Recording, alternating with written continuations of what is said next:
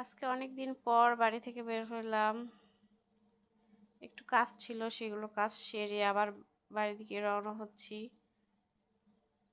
তো আমার বোনের মেয়ে বলছিল খালামণি ভিডিও করি, জায়গাটা অনেক সুন্দর। আসলে কিন্তু অনেক সুন্দর, চারিদিকে সবুজ সবুজ গাছ, ফুলের গাছ অনেক সুন্দর। আর এই যে দেখেন রাস্তায় শিউলি ফুল পড়ে আছে।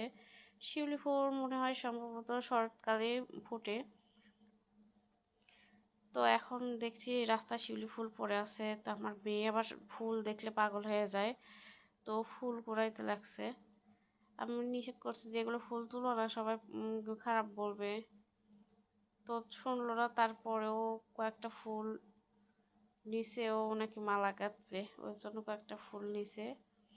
আর আমি ওই যে সামনে চলে যাচ্ছি হেঁটে হেঁটে,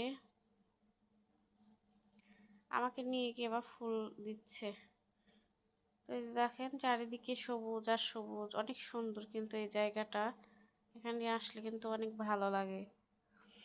আর এইদিকে আমার মেয়ে আবার রাগে একবারে ফুলে গেছে, ও জবা ফুল নিবে, জবা ফুল দেখছে। তো আমি নিতে নিষেধ করছি, ওই জন্য রেগে গেছে, ও রাগ করে আছে। আসলে চারিদিকে ফুলের গাছ অনেক, ও ফুল দেখলে পাগল হয়ে যায়। ওই যে হাঁটতে হাঁটতে চলে আসলাম যে ক্যান্টিনের সামনে। এখানেই আমি আসি প্রতিদিন মেয়েকে স্কুলে দিতে, এখানে স্কুল বাস আসে। তো ক্যান্টিনে এসেও নেবে, ওই যেগুলো বড়ের যে থাকে ওগুলো নেবে।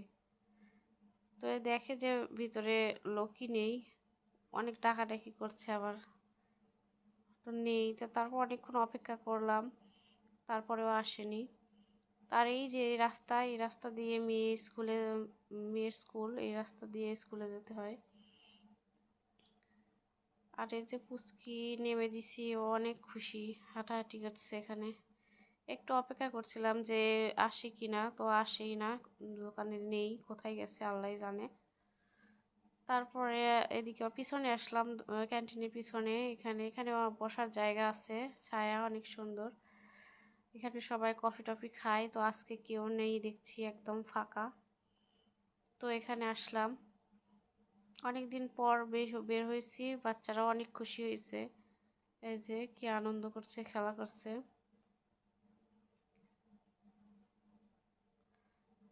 আর এর সাথে দৌড়াদৌড়ি করতে তো আমার অবস্থা খারাপ, এক জায়গায় থাকে না স্থির হয়ে, এখানে ওখানে দৌড়াই, পড়ে যাচ্ছে, ব্যথা পাচ্ছে, তারপরেও থামে না। আর ওই যে বড়টা জবা ফুল গাছ দেখছে, ওখানে ওখানে দৌড় দিছে। জবা ফুল তো একটাও ছিঁড়তে পারছে না, শুধু এদিক ওদিক ঘোরা।